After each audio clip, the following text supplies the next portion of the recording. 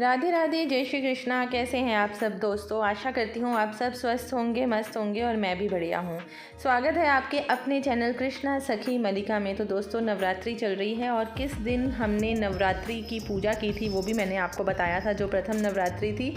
इसी तरह से हम प्रथम से नवमी जो 9वां दिन होता है, नवम नवरात्रि तक हम इसी तरह से माँ की पूजा अर्चना करते हैं। 9 देवियों की 9 दिन इसी में ही पूजा की जाती है। और किस तरह से हम 9 देवियों की पूजा रोज़ कर सकते हैं, 9 दिन कर सकते हैं, कैसे कैसे कौन सी 9 देवियां हैं, जो कि मैं आपको इस वीडियो के माध्यम से बताऊंगी।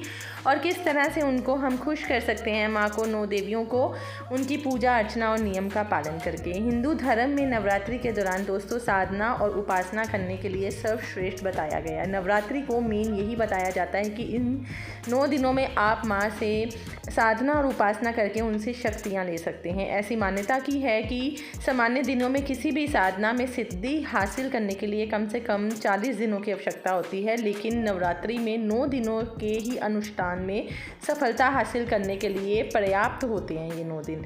बता देती हूँ दोस्तों कि साल भर में कम से कम 4 मास, चैत्र, आषाढ़, अश्विन और माघ, इन 4 मासों में नवरात्रि का पर्व मनाया जाता है। लेकिन इनमें से चैत्र और शारदीय नवरात्रि जो होती है प्रमुख होती है। इस बार 2 अप्रैल, इस बार जो नवरात्रि दोस्तों आपको मैंने कि जैसे कि बताई है कि 9 दिन की ये सब नवरात्रि होती हैं। और इसमें 9 दिनों में माँ की किस तरह से हम पूजा विधि से हम उनकी पूजा कर सकते हैं और इन 9 दिनों में किन मंत्रों का जाप करके भी आप इनको लाभ पहुँचा सकते हैं। अपने घर परिवार को, अपने दोस्त, अपने आप को किस तरह से हम अब माँ की अर्चना, माँ की पूजा करके माँ की शक्तियों को अपने अंदर ले सकते हैं। तो पहले तो ये जो 9 देवियाँ हैं उनके बारे में मैं आपको बता देती हूँ।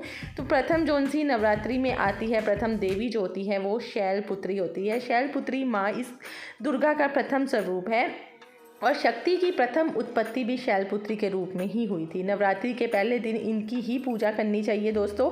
माँ के सामने धूप, दीप और देसी घी का दीपक जलाकर माँ की आरती करनी चाहिए। इसके बाद शैलपुत्री माता की कथा, दुर्गा स्तुति या दुर्गा चालीसा का पाठ करना चाहिए।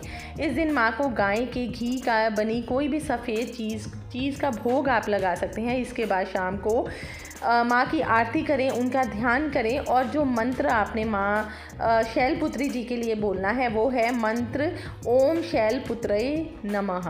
तो ये है माँ शैलपुत्री की पहली शैलपुत्री माँ है उनकी पूजा रचना और साथ में मंत्र उच्चारण है। दूसरी जो आती है वो है ब्रह्मचारिणी माँ। तो इसमें भी दोस्तों नवरात्रि के दूसरे दिन माँ भगवती के जो द्वितीय रूप होता है, दूसरा रूप होता है, वो ब्रह्मचारिणी देवी की पूजा की जाती है। सुबह के समय अपने हाथों में एक फूल लेकर देवी का ध्यान करें। इसके बाद उन्हें पंचामृत वगैरह चढ़ाएं, फल फूल, कुछ भी, जैसे कि आप फल फूल वगैरह चढ़ाते हैं, कुछ भी भोजन भोग तैयार करते हैं वो आपको चढ़ाना चाहिए।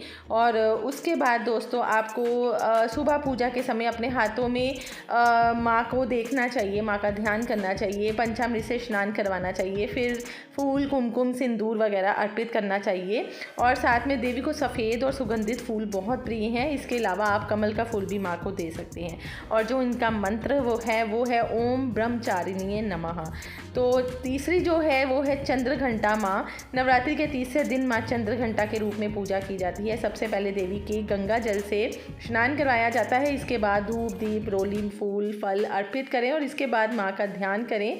और जो मंत्र बोलना है वो है ओम चंद्रघंटाय नमः। इसी मंत्र का आप जाप करते रहें। और अगला जो है वो है माँ स्कंद माता। नवरात्रि के 5वें दिन स्कंद माता की पूजा की जाती है दोस्तों। और इस दिन सबसे पहले स्कंद माता की प्रतिमा या तस्वीर स्थापित करें। इसके बाद गंगा जल से शुद्धिकरण करें। चौकी पर मिट्टी, तांबे या फिर चांदी के घड़े में जल भरकर उस पर कलश रखें और देवी का ध्यान करें। स्कंद माता की उपासना करने से मनुष्य की सभी जो इच्छाएँ होती हैं दोस्तों वो पूर्ण होती हैं। और माता स्कंद माता को केला अति प्रिय है, इसलिए दोस्तों माँ को केले का भोग इस दिन ज़रूर लगाना चाहिए। और जो उसके बाद है माँ वो है कात्यायनी माँ। नवरात्र के 6ठे दिन देवी कात्यायनी की पूजा अर्चना करनी चाहिए। इस दिन पूजा करते समय लाल या पीले रंग के वस्त्र धारण करने चाहिए।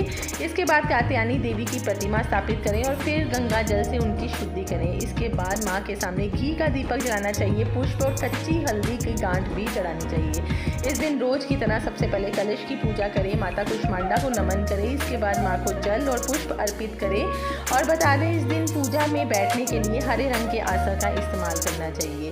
और माँ को इस दिन कद्दू के हलवे का भोग लगाया जाता है और जो मंत्र है वो है ओम कुष्मांडाय नमः।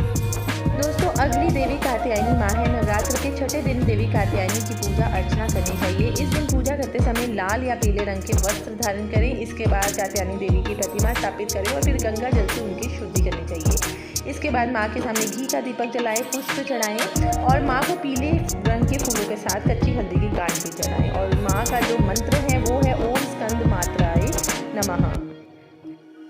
7वें दिन कालरात्रि की आराधना करनी चाहिए। माँ की प्रतिमा के स्थापना करने के बाद माँ को कुमकुम, लाल पुष्प, रोली आदि चढ़ानी चाहिए। इसके बाद माँ को नींबू की माला पहनाएं और उनके सामने दीपक जलाकर उनका पूजन करना चाहिए। माँ के मंत्रों का जाप करें, सप्तशती का पाठ करना चाहिए और माँ कालरात्रि को लाल रंग के फूल अर्पित करना चाहिए। माता कालरात्रि को गुड़ियाँ उससे बनी चीज़ें बहुत अच्छी लगती हैं। आपने कपूर नवरात्र के 8वें दिन माँ गौरी की पूजा करनी चाहिए और इस दिन सबसे पहले लकड़ी की चौकी या मंदिर में माँ गौरी की प्रतिमा वगैरह होती है। उसके बाद चौकी पर सफेद कपड़ा बिछाकर उस पर महागौरी जलाइए और हवन कीजिए, भोग लगाइए, पीले या सफेद रंग के वस्त्र। ये सब करने के साथ दोस्तों माँ गौरी को हलवा और चने का भोग लगाना चाहिए और जो उनका मंत्र है वो है ओम माँ गौरी सदैव विराजमान रखिए, माँ हमारी पर अपनी कृपा सदैव बना के रखिए। दोस्तों, माँ जगदम्बा का ये पूर्ण स्वरूप है जिसको हम पूजन करके अपने पुत्री नियमों का पालन है, मतलब कि पहले दिन जो पूजा अर्चना शैलपुत्री के रूप में माँ की कृपा पा सकते हैं। तो उसके लिए ये कुछ नियम होते हैं जिसके रूप में की जाती है। इस दिन सबसे पहले कलश की पूजा और पूजा स्थान पर सभी देवी देवताओं का ध्यान करना चाहिए। इसके बाद माता के मंत्रों का जाप लेकिन एक करके नियम के अनुसार ही हमें माँ पूजन सिद्धिदात्री करना को चाहिए। मौसमी कई फल, लोगों का पूरी, मतलब चने, नियम ये खीर, होता है नारियल, कि सुबह हलवा सुबह भोग जल्दी नहीं लगाना उठते हैं, चाहिए लेकिन हमें और जो ये मंत्र नियम है जरूर माँ का करना वो है चाहिए, ओम बनाना चाहिए कि सुबह सिद्धिदात्री जल्दी नमः। उठिए। तो और दोस्तों, आशा करती हूँ आप भी इसी तरह से कुछ नियमों का पालन करके हमारे 9 देवियों की पूजा अर्चना जरूर करेंगे और हर रोज हमें 9 के 9 समय पे जरूर माँ को की पूजा करनी चाहिए जिससे हमें शुभ फल प्राप्त हो सके। माँ की आशा पूजा करती हूँ अर्चना आपको स्नान मेरी ये करवा वीडियो के पसंद आई होगी, तो भगवान आप को भी इस उनकी वीडियो को पूजा जरूर अर्चना लाइक करनी कीजिएगा, चाहिए, सब्सक्राइब उनको भोग कीजिएगा जो लगाना मेरे इस चाहिए। चैनल पे सुबह नए का हैं। भोग होता मिलती है, हूँ कल शाम मैं का आपको भोग दोबारा होता है, एक नई दोपहर वीडियो का में। भोग तब तक होता के है, लिए रात राधे का राधे, भोग जय होता श्री है। कृष्ण, ये जय माता आपकी दी। श्रद्धा और सामर्थ्य के अनुसार है कि आप कितनी बार भोग लगाते हैं।